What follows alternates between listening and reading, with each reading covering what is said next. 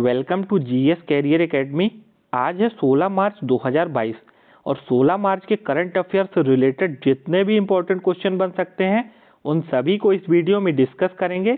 साथ में हर current affair से रिलेटेड इम्पोर्टेंट फैक्ट भी मैं आपको बताऊंगा, तो आप इस वीडियो को पूरा ध्यान से देखिएगा। आज के करंट अफेयर की पीडीएफ को आप हमारे Telegram group GS career academy से डाउनलोड कर सकते हैं। टेलीग्राम ग्रुप की लिंक इस वीडियो के डिस्क्रिप्शन में भी दी गई है। आप लिंक के थ्रू टेलीग्राम ग्रुप को ज्वाइन करके डेली करंट अफेयर की पीडीएफ को डाउनलोड कर सकते हैं। तो चलिए स्टार्ट करते हैं आज के इस सेशन को। आज का पहला करंट अफेयर है, बिम्स्टेक के 5वें शिखर सम्मेलन की मेजबानी कौन सा देश करेगा। तो बिम्स्टेक का जो 5वां शिखर सम्मेलन आयोजित होना है उसकी मेजबानी श्रीलंका के द्वारा की जाएगी, जिसका आयोजन श्रीलंका की राजधानी कोलंबो में 30 मार्च को किया जाना है। श्रीलंका की एक और राजधानी आपको याद रखनी है, एक है कोलंबो और एक का नाम है श्री जयवर्धना कोट्टे। क्या नाम है? श्री जयवर्धना कोट्टे। श्रीलंका के प्रेजेंट टाइम में प्रेसिडेंट कौन है? गोटबाया राजपक्षा। और बिम्स्टेक का यह 5वां शिखर सम्मेलन श्रीलंका की राजधानी कोलंबो में आयोजित होना है।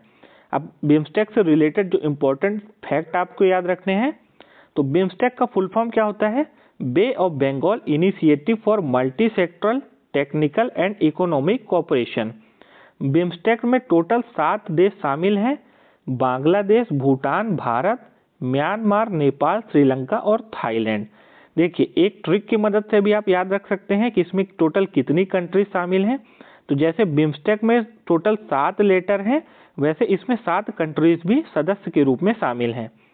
बिम्स्टेक की स्थापना कब हुई थी? 1997 में। और बिम्स्टेक का जो चौथा शिखर सम्मेलन आयोजित हुआ था नेपाल की राजधानी काठमांडू में। तो कभी कभी बैक डेट के करंट अफेयर के रिलेटेड भी क्वेश्चन पूछा जाता है, तो दोनों याद रखिएगा। जो चौथा शिखर सम्मेलन हुआ था नेपाल की राजधानी काठमांडू में, और जो 5वां आयोजित होना है तो श्रीलंका की राजधानी कोलंबो में। नेक्स्ट करंट अफेयर है, हाल ही में जारी की गई रिपोर्ट के अनुसार वित्तीय वर्ष 2021 और 22 में भारत की कौन सी कोयला कंपनी कोयला उत्पादन में शीर्ष पर रही है।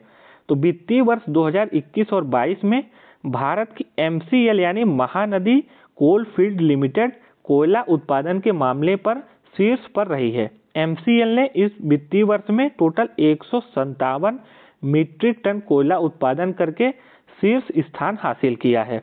बात आती MCL की, तो MCL की स्थापना कब हुई थी? 1992 में।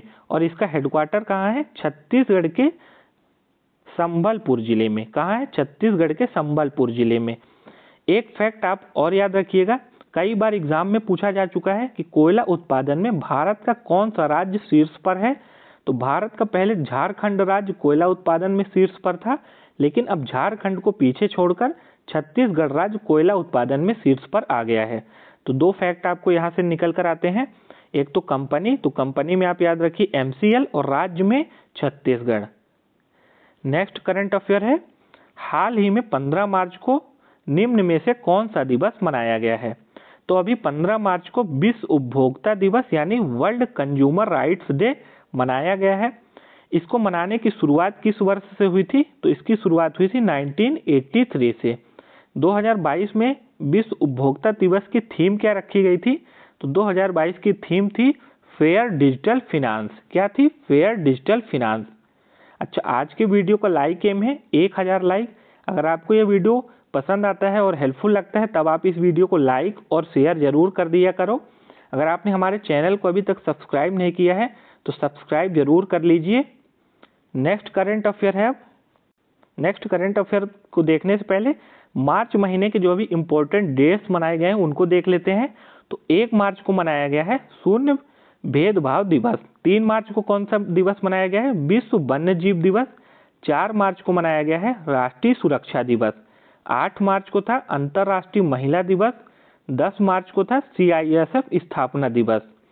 12 मार्च को था दांडी कूच दिवस। और 13 मार्च को था नो स्मोकिंग डे। तो ये कुछ मुख्य दिवस हैं जो अभी तक मार्च के महीने में मनाए गए हैं। नेक्स्ट करंट अफेयर है, हाल ही में भारतीय क्रिकेटर शुभमन गिल और ऋतुराज गायकवाड़ किस कंपनी के ब्रांड एम्बेसडर बने हैं। तो अभी ये दोनों भारतीय क्रिकेटर शुभमन गिल और ऋतुराज गायकवाड़ My11 सर्किल के ब्रांड एम्बेसडर बनाए गए हैं। तो इस क्वेश्चन का राइट आंसर हो जाएगा option C. Next current affair है, हाल ही में जर्मन ओपन 2022 की BWF सुपर सीरीज 300 में भारतीय बैडमिंटन खिलाड़ी लक्ष्य सेन ने कौन सा पदक जीता है? तो लक्ष्य सेन ने इस बार रजत पदक जीता है। BWF का मतलब क्या होता है? बैडमिंटन वर्ल्ड फेडरेशन, और badminton world federation super series 300 में एकमात्र भारतीय खिलाड़ी हैं लक्ष्य सेन, जिन्होंने यह रजत पदक का मेडल जीता है। आप यहाँ इमेज में देखिए, ये है भारतीय बैडमिंटन खिलाड़ी लक्ष्य सेन, जिन्होंने अभी रजत पदक जीता है। नेक्स्ट करंट अफेयर है, हाल ही में किस राज्य सरकार ने पहली बार अपने वार्षिक वित्तीय योजना के हिस्से के रूप में बाल बजट पेश किया है? तो अभी मध्य प्रदेश राज्य सरकार ने पहली बार अपने वार्षिक वित्तीय वर्ष योजना में बाल बजट को पेश किया है। बाल बजट होता क्या है? तो मध्य प्रदेश में बच्चों के लिए इस बार अलग से बजट पेश किया गया है। बच्चों के पोषण, स्वास्थ्य और शिक्षा के लिए 57,803 करोड़ रुपए का प्रबंध भी किया गया है बाल बजट में। और किसने किया है? तो मध्य प्रदेश राज्य सरकार ने। अब मैप में देखिए, ये है मध्य प्रदेश। मध्य प्रदेश की कैपिटल क्या है? भोपाल। मध्य प्रदेश के प्रेजेंट टाइम में चीफ मिनिस्टर कौन है? श्री शिवराज सिंह चौहान। और मध्य प्रदेश के प्रेजेंट टाइम में गवर्नर कौन है? मंगू भाई छगन भाई पटेल। कौन है? मंगू भाई छगन भाई पटेल।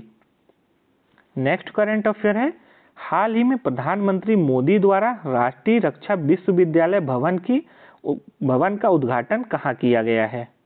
तो अभी गुजरात राज्य के गांधीनगर में प्रधानमंत्री मोदी जी द्वारा राष्ट्रीय रक्षा विश्वविद्यालय भवन का उद्घाटन किया गया है। तो इस क्वेश्चन के लिए राइट आंसर हो जाएगा option C. Next current affair है, हाल ही में गैब्रियल बोरिक फॉन्ट किस देश के सबसे युवा राष्ट्रपति बने हैं? तो इमेज में देखिए, ये हैं गैब्रियल बोरिक फॉन्ट, जो कि मात्र 36 वर्षीय हैं और यह 36वें राष्ट्रपति के रूप में नियुक्त हुए हैं। कहाँ के? चिली देश के। तो इस क्वेश्चन के लिए राइट आंसर हो जाएगा ऑप्शन बी। अब बात आती है चिली की, तो मैप में देखिए, ये है चिली। चिली की कैपिटल क्या है? सैंटियागो। और चिली की करेंसी क्या है? चिली पैसो। और चिली के जो प्रेसिडेंट कौन बन गए हैं? Gabriel font.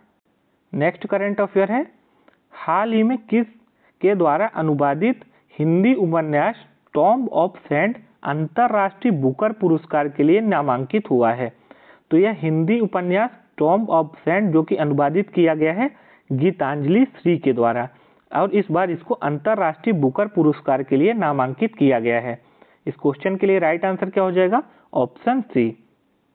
आप यहाँ इमेज में देखिए, ये है गीतांजलि श्री और इनके द्वारा ही अनुवादित किया गया है टॉम्ब ऑफ सैंड उपन्यास को। इसको अनुवाद किया है हिंदी में। नेक्स्ट करंट अफेयर है, भारत की पहली मेडिकल सिटी इंद्रायणी मेडिसिटी को कहाँ स्थापित करने की घोषणा की गई है? तो भारत की पहली मेडिकल सिटी होगी इंद्रायणी मेडिसिटी, जिसको स्थापित किया जाएगा पुणे में। महाराष्ट्र का शहर है पुणे, और महाराष्ट्र सरकार ने अभी इसकी घोषणा की है कि जो भारत की पहली मेडिकल सिटी होगी इंद्रायणी मेडिसिटी, इसको पुणे में स्थापित किया जाएगा। इंद्रायणी मेडिसिटी को पुणे में बनाया जाएगा, जहां सभी उपचार एक स्थान पर ही उपलब्ध होंगे, यानी अलग अलग बीमारियों, अलग अलग रोगों के उपचार एक ही जगह पर उपलब्ध होंगे। और इस मेडिकल सिटी का नाम रखा गया है इंद्रायणी मेडिसिटी।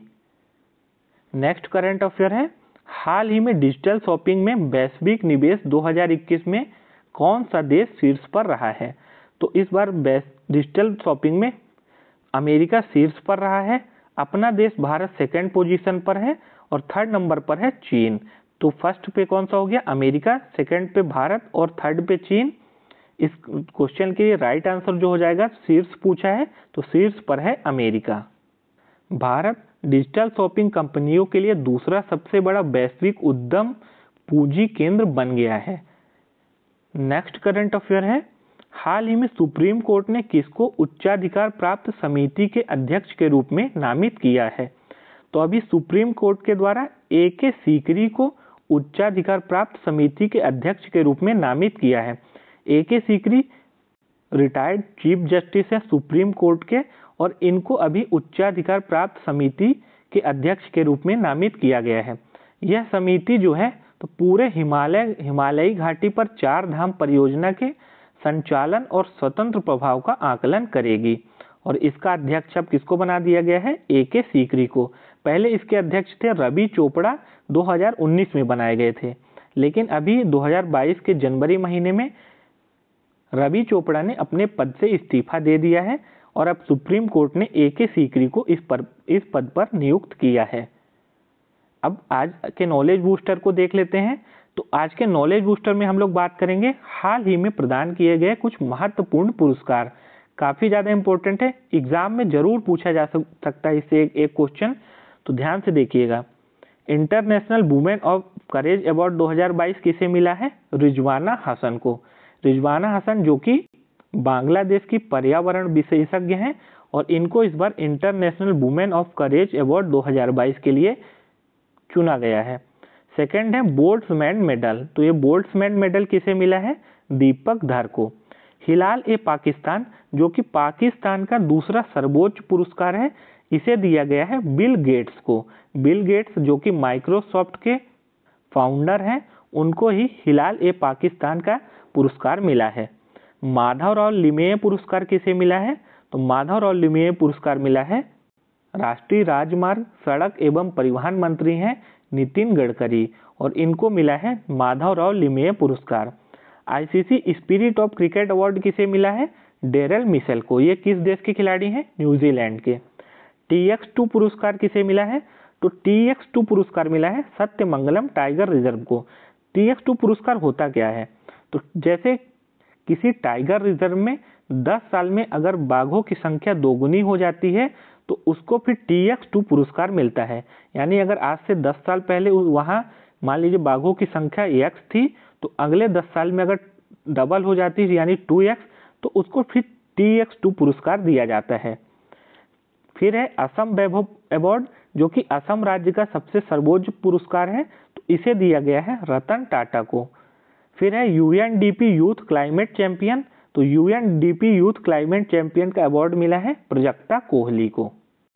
आज के इस सेशन में हमने 16 मार्च के सभी करंट अफेयर, उनसे रिलेटेड इंपॉर्टेंट फैक्ट और लास्ट में कुछ इंपॉर्टेंट स्टैटिक जीके को डिस्कस कर लिया है। अगर आपको यह वीडियो पसंद आया हो तो वीडियो को लाइक ज़रूर कर दीजिएगा। अगर चैनल को अभी तक सब्सक्राइब नहीं किए हैं तो सब्सक्राइब करके बेल आइकन को भी प्रेस कर लीजिए, ताकि जब भी अगली वीडियो अपलोड की जाए तो आपको उसकी नोटिफिकेशन मिल पाए। मिलते हैं फिर नेक्स्ट वीडियो में, तब तक के लिए आप सभी को जय हिंद, वंदे मातरम।